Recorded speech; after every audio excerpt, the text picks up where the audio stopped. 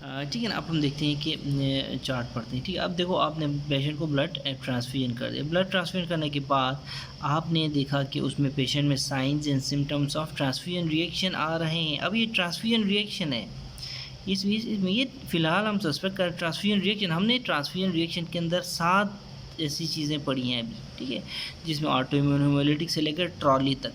तो इनके science and symptoms किसी के भी आ सकते हैं, ठीक है। फॉर एग्जांपल कौन कौन से signs and symptoms? Fever, chills, tachycardia, hyper या हाइपोटेंशन हो सकता है, collapse, rigors, flushing, urticaria, bone muscle chest pain, ठीक है, bone pain, muscle pain, chest pain, abdominal pain, shortness of breath, nausea, dyspnoea, malaise, respiratory distress. इनमें से कुछ भी आ रहा है पेशेंट को, आपने बीटी किया है और इनमें से कोई भी आ रहा है, देखें सबसे पहला काम आपने करना है stop the transfusion. Stop the transfusion, उसके बाद आपने एक बार ट्रांसफ्यूजन स्टॉप करने के बाद आपने क्या करना है? टेम्परेचर चेक करना है, पल्स चेक करना है, बीपी चेक करना है, रेस्पिरेटरी रेट चेक करना है, ऑक्सीजन सेचुरेशन चेक करना है। उसके बाद क्या चेक करना है? वाइटल्स चेक करने के बाद आपने पेशेंट की आइडेंटिटी, बैग के ऊपर ब्लड प्रेशर, ब्लड का ग्रुप का नंबर और रिसीव पर्ची के ऊपर नंबर, ये चेक करना है। Details on the unit and compatibility form में आपने डिटेल चेक करनी है, ठीक है, ये हो गया। अच्छा, जब ये सारी चीज़ें चेक करते हैं और रिएक्शन इन्वॉल्व्स माइल्ड फीवर है और अर्टिकेरियल रेश है, तो आप क्या करेंगे?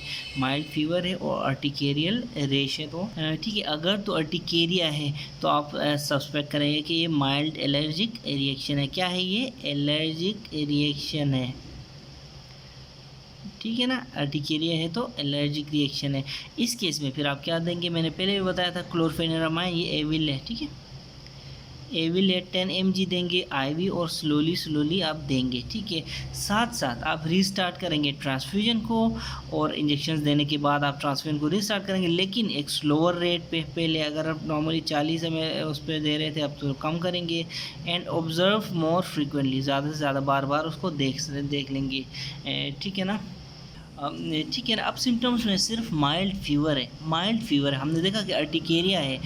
अब इन सब सिम्टम्स में आपको अगर अर्टिकेरिया नज़र आ रहा है तो आपने इस तरह ट्रीट करना है। इन सब सिम्टम्स में आपको अगर माइल्ड फीवर नज़र आ रहा है तो आप सस्पेक्ट क्या करेंगे?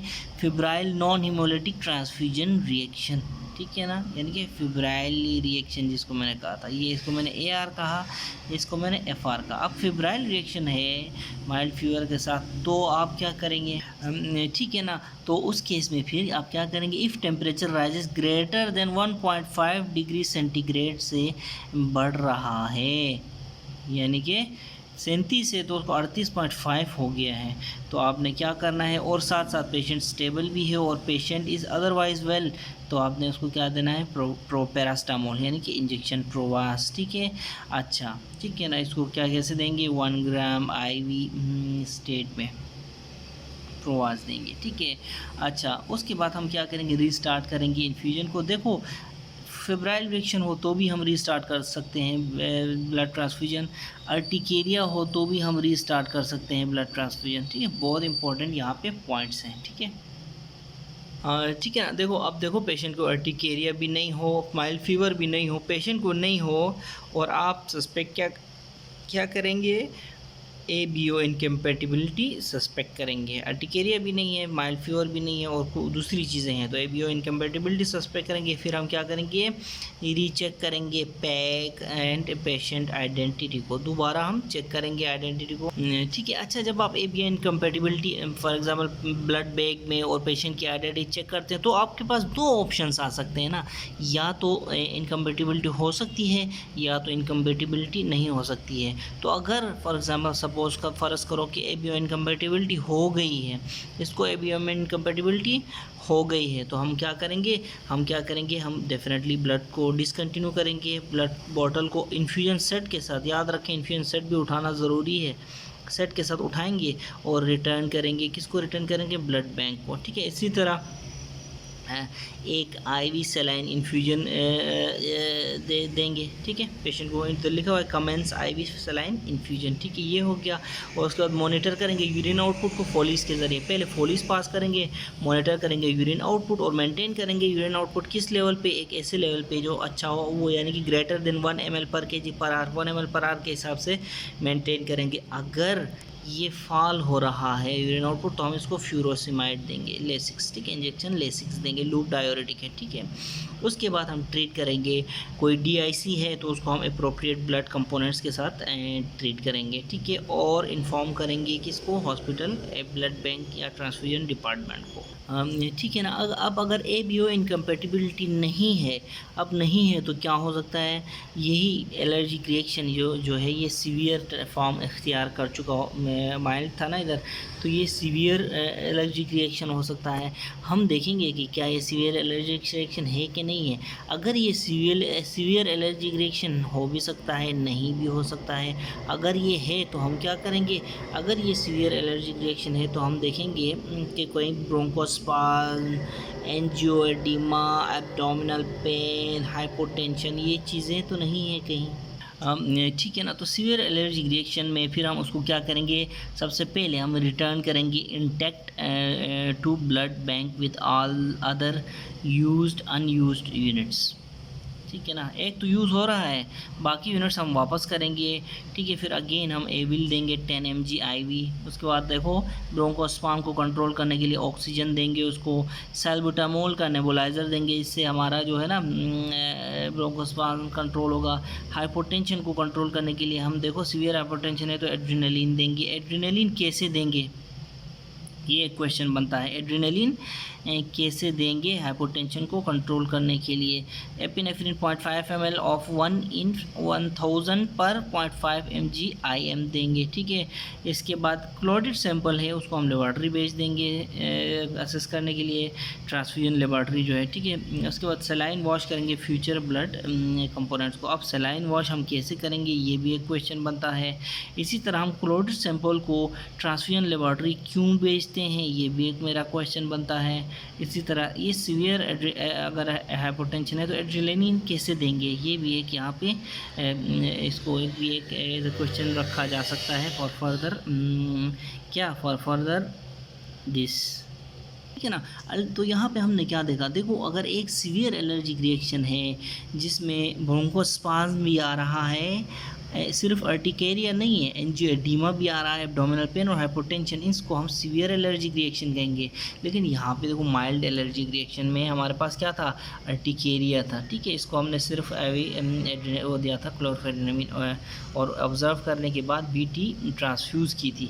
लेकिन सीवियर में हमने BT रीस्टार्ट की थी, लेकिन सीवियर में हमने क्या किया, पूरे का पूरे यूनिट्स इन्फ्यूजन सेट्स के साथ जो यूज्ड हैं अनयूज्ड हैं सबको वापस किया है blood bank severe allergic reaction में। तो हमने क्या कहा था, देखो अगर सीवियर एलर्जिक रिएक्शन है तो हमने ये ट्रीटमेंट अपनाया। अगर नहीं है सीवियर एलर्जिक रिएक्शन तो क्या हो सकता है, एलर्जिक रिएक्शन अगर नहीं है, सीवियर एलर्जिक रिएक्शन नहीं है तो क्या हो सकता है, अदर हीमोलिटिक रिएक्शन या बैक्टीरियल कंटेमिनेशन हो सकती है। दो चीज़ें, अदर हीमोलिटिक रिएक्शन हो सकता है, बैक्टीरियल कंटेमिनेशन हो सकती है।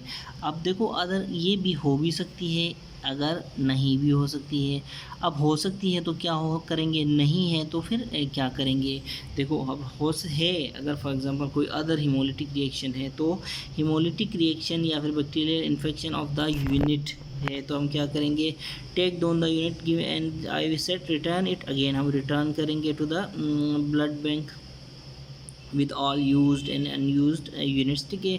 हम ब्लड कल्चर लेंगे, repeat blood groups, cross match, FBC, coagulation screen, ETC सब के सब हम रिपीट करेंगे, ठीक है ना। देखो हेमोलिटिक रिएक्शन या बैक्टीरियल कंटेमिनेशन है तो मैं दोबारा बताता हूँ। सबसे पहले आपने क्या करना है, यूनिट को आपने नीचे गिराना है, ठीक है, यूनिट को आपने नीचे गिराना है एंड गिविंग, ठीक है ना। तो अब देखो कि मतलब मैंने कहा कि हीमोलिटिक रिएक्शन है और बैक्टीरियल इन्फेक्शन है तो क्या करेंगे, सबसे पहले तो आप यूनिट को निकाल देंगे, वो ब्लड ट्रांसफर स्टॉप करेंगे, निकाल देंगे, ब्लड बैंक वापस करेंगे, जितने भी यूनिट्स हैं यूज़ हैं अनयूज्ड हैं IV सेट भी रिटर्न करेंगे, ठीक है ना।